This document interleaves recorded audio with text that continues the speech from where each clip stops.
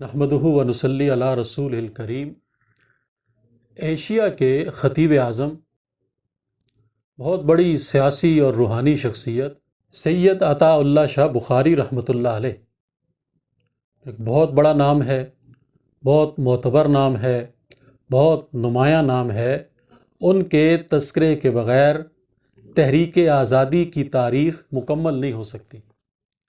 شاہ صاحب رحمۃ اللہ علیہ نے جہاں تحریک آزادی میں نمایاں کردار ادا کیا، اسی طرح شاہ صاحب کی پہچان تحریک ختم نبوت میں ان کا روشن کردار ہے۔ شاہ صاحب رحمۃ اللہ علیہ اتنے بڑے انسان تھے کہ شاعر مشرق علامہ اقبال نے ان سے متعلق کہا تھا کہ شاہ جی اسلام کی چلتی پھرتی تلوار ہیں۔ شاہ صاحب رحمۃ اللہ علیہ اتنے عظیم انسان تھے کہ مولانا ابوالکلام آزاد نے ان سے متعلق کہا تھا کہ خطابت آپ کو عطیہ الہی ہے، آپ خطابت کے سمندروں سے موتی نکال کر لاتے ہیں۔ قومی جد و جہد پر ملک و ملت کا ہر گوشہ آپ کا شکر گزار ہے، اللہ کے ہاں آپ کا بڑا اجر ہے۔ شیخ الاسلام مولانا سید حسین احمد مدنی رحمۃ اللہ علیہ نے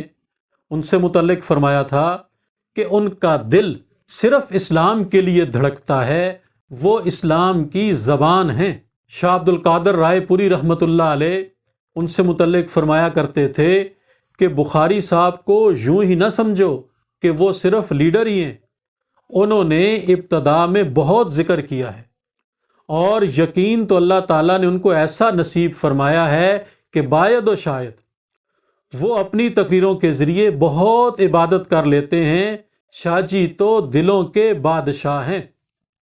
اور امام الاولیاء مولانا احمد علی لاہوری رحمۃ اللہ علیہ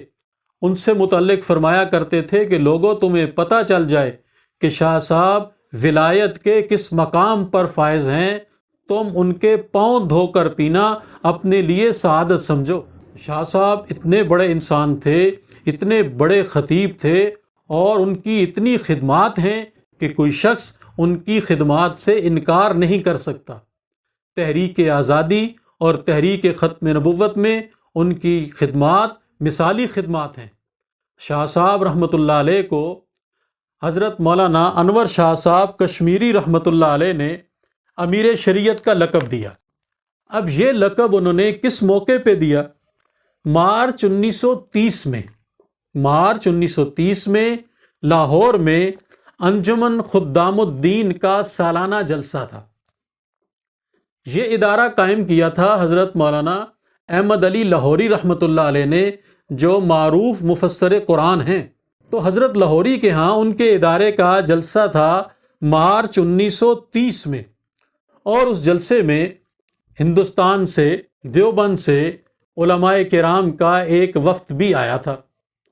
اور اس وفد میں مولانا انور شاہ کشمیری رحمۃ اللہ علیہ بھی شامل تھے۔ شاہ صاحب رحمۃ اللہ علیہ نے خطاب فرماتے ہوئے فرمایا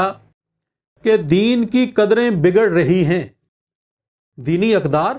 بگڑ رہی ہیں، کفر چاروں طرف سے یلغار کر چکا ہے۔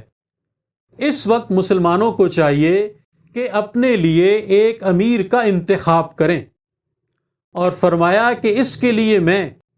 سید عطا اللہ شاہ بخاری کو منتخب کرتا ہوں، وہ نیک بھی ہیں اور بہادر بھی۔ اس وقت تک انہوں نے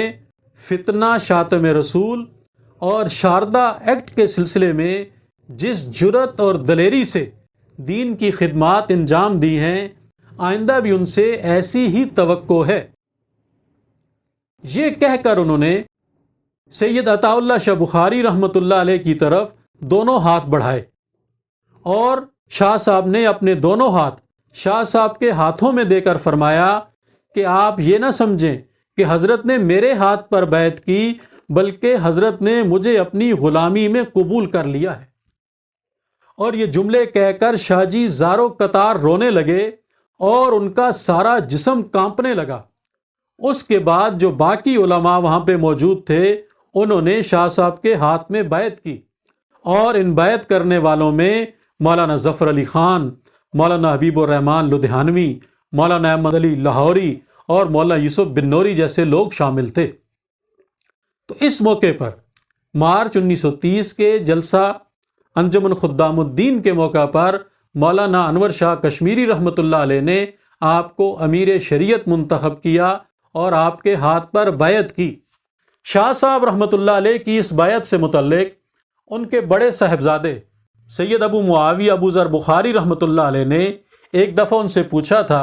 اور میں نے یہ روایت شاہ صاحب کے نواسے اس وقت جو مجلس احرار اسلام کے امیر مرکزیہ ہیں جناب سید محمد کفیل بخاری صاحب، اللہ تعالیٰ ان کو سلامت رکھیں، ان سے یہ واقعہ سنا کہ وہ کہتے ہیں کہ میں نے ماموں جان سے یہ واقعہ سنا، اور ماموں جان سے مراد شاہ صاحب رحمۃ اللہ علیہ کے بڑے صاحبزادے سید ابو معاویہ ابو ذر بخاری رحمۃ اللہ علیہ۔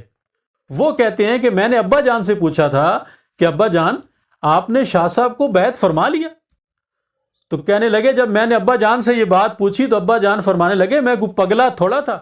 شاہ صاحب نے ہاتھ میری طرف بڑھائے اور میں نے آگے بڑھ کر جلدی سے شاہ صاحب کے دونوں ہاتھوں کے درمیان اپنے دونوں ہاتھ دے دیے، اور میں نے لوگوں کو مخاطب کر کے کہا کہ شاہ صاحب نے مجھے اپنی غلامی میں قبول کر لیا ہے۔ تو یہ موقع تھا جب سید عطا اللہ شاہ بخاری رحمۃ اللہ علیہ کو امیر شریعت نامزد کیا گیا،